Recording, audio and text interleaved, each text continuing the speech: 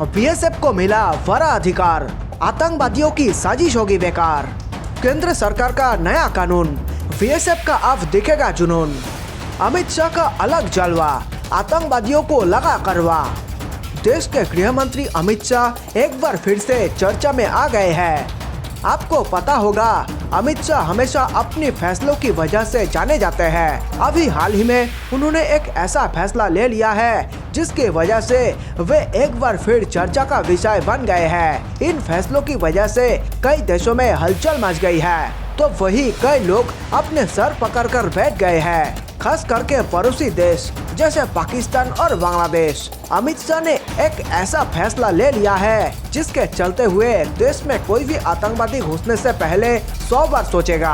अमित शाह ने बीएसएफ यानी सीमा सुरक्षा बल पर एक फैसला लिया है। इस फैसले की वजह से बीएसएफ की ताकत कई गुना बढ़ गई है। गृह मंत्री ने इस फैसले को लेकर एक नोटिफिकेशन जारी की है, जिसके बाद कई लोग हताश दिखाई दिए हैं। आपको हम बता दें कि अमित शाह द्वारा लिया गया ये फैसला देश के हित में है। अभी यह फैसला आया ही था कि लोगों ने इसका विरोध करना शुरू कर दिया है। ऐसे में जो देश के दो राज्य जिसकी सीमा एक दूसरे से लगती है, उन लोगों ने इस फैसले का विरोध करना शुरू कर दिया है। आपको हम बता दें कि गृह मंत्री के इस फैसले में कहा गया है कि पश्चिम बंगाल, पंजाब और असम में बीएसएफ का क्षेत्र 50 किलोमीटर तक अंदर का होगा। इस फैसले से पहले ये दायरा खाली 15 किलोमीटर तक था, जिसको बढ़ाकर 50 किलोमीटर कर दिया गया है। इस फैसले के बाद बीएसएफ के अधिकारी पुलिस के तरह ही तलाशी, पूछताछ और गिरफ्तारी कर सकेंगे। इसके लिए बीएसएफ को किसी से भी परमिशन नहीं लेनी होगी। बीएसएफ को इसके लिए किसी केंद्र या राज्य सरकार से कोई अनुमति नहीं लेनी होगी। इस नोटिफिकेशन के बाद बीएसएफ के पास ऐसे कई अधिकार आ जाएंगे जिससे वे बड़ी आसानी से किसी की भी तलाशी, पूछताछ और गिरफ्तारी कर सकती है। इसके लिए उन्हें किसी की भी परमिशन की जरूरत नहीं होगी। खाली उन्हें अगर किसी पर शक होता है तो बिना कुछ सोचे समझे वो उसकी तलाशी ले सकते हैं। यह व्यवस्था भारत पाकिस्तान और भारत बांग्लादेश सीमा के साथ ही अंतर्राष्ट्रीय सीमा पर भी लागू होगी। बीएसएफ के एक खुफिया अधिकारी ने कहा कि अगर हमारे पास किसी के खिलाफ जानकारी है तो हमें किसी के ऑर्डर का इंतजार नहीं करना पड़ेगा। अब हम बिना किसी के ऑर्डर का इंतजार करे शक के आधार पर उससे पूछताछ कर सकते हैं या उसे गिरफ्तार कर सकते हैं। हमारे पास यह अधिकार आ गया है। आपको हम ये भी बता दें कि कुछ और ऐसे भी क्षेत्र हैं जहां पर बीएसएफ को लेकर बदलाव किए गए हैं।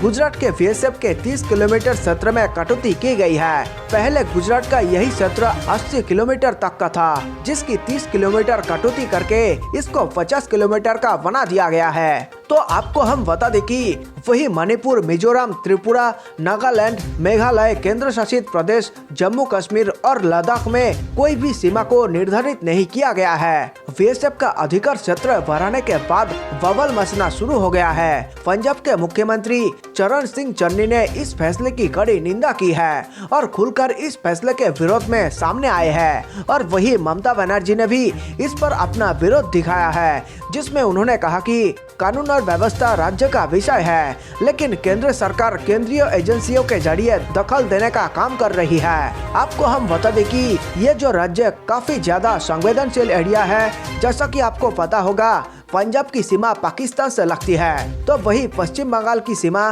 बांग्लादेश से लगती है।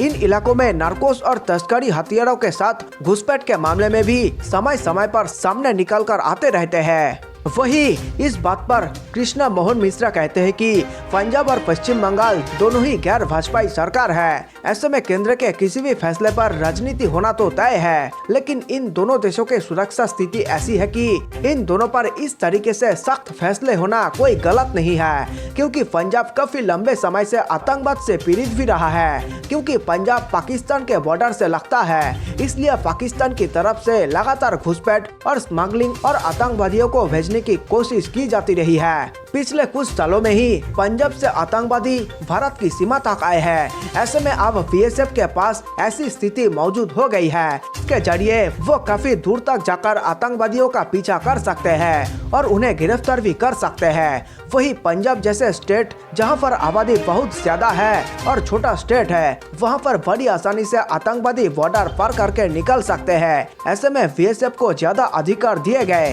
तो बिना पुलिस की मदद के वे काफी अंदर तक जाकर कार्रवाई कर सकती है। बीते कुछ सालों में हमने ये देखा है कि पंजाब में आतंकवादी गतिविधियों को भड़काने की कुछ हरकतें की गई है। पाकिस्तान की तरफ से ड्रोन और नारकोटिक्स भेजने की कई कोशिश भी की गई है। कुछ घटनाएं पकड़ी गई है तो कुछ घटनाएं ऐसी भी होगी जिसमें वो लोग कामयाब भी हुए होंगे।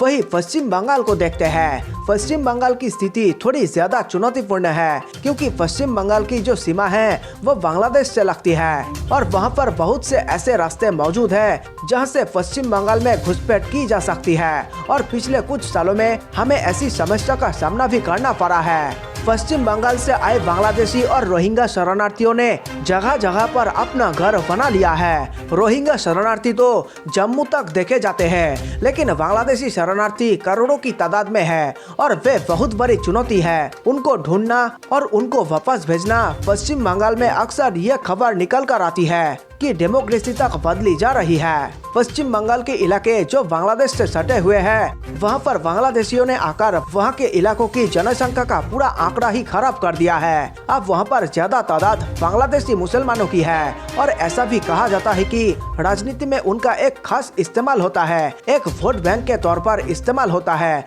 इसलिए राज्य सरकार के ऊपर कई बार ये आरोप लगे हैं कि वे घुसपैठ का समर्थन करते हैं और घुसपैठ को बचाने में भी मदद करते हैं। पश्चिम बंगाल में बीएसएफ को अधिकार दिया जाना काफी ज्यादा कारगर साबित हो सकता है क्योंकि बांग्लादेश से आने वाले शरणार्थियों का जो मेला लगातार आ रहा है उसको रोका जाना भी बहुत जरूरी है।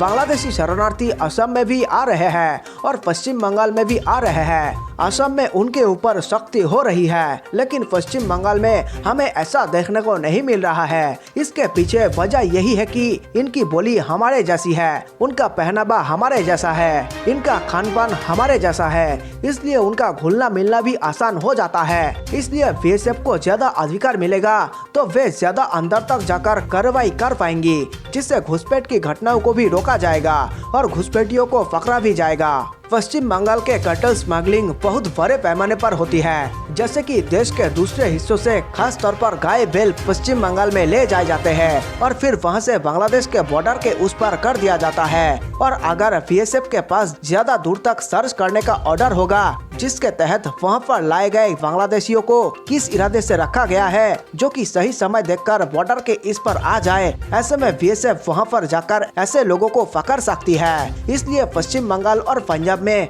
बीएसएफ को अधिकार मिलना चाहिए कि वे काफी अंदर तक जाए और ऐसे लोगों को पकड़े। आपको हम ये भी बता दें कि इन बीएसएफ को इन 50 किलोमीटर के एरिया के अंदर जो अधिकार मिला है, वे सिर्फ सर्चिंग करने, गिरफ्तारी करने और एफआईआर करने का अधिकार मिला है। गिरफ्तारी के बाद उनको एजेंसियों को सौंप देंगे और जो इसके आगे की जांच होगी वे हमेशा पुलिस या एजेंसी ही करेंगी। इस विषय में आप क्या राय रखते हैं, हमें नीचे कमेंट बॉक्स में लिखकर बता सकते हैं। और हाँ, एक सच्चे देशवासी होने का आप कर्तव्य निभाइए और इस वीडियो को ज्यादा से ज्यादा शेयर करिए ताकि हर भारतवासी के पास यह वीडियो पहुंच सके। और हाँ, ये खबर पसंद आई तो वीडियो को लाइक करें और चैनल को सब्सक्राइब करें। मिलते हैं एक नए वीडियो के साथ, तब तक के लिए स्वीकार करें हमारा नमस्कार।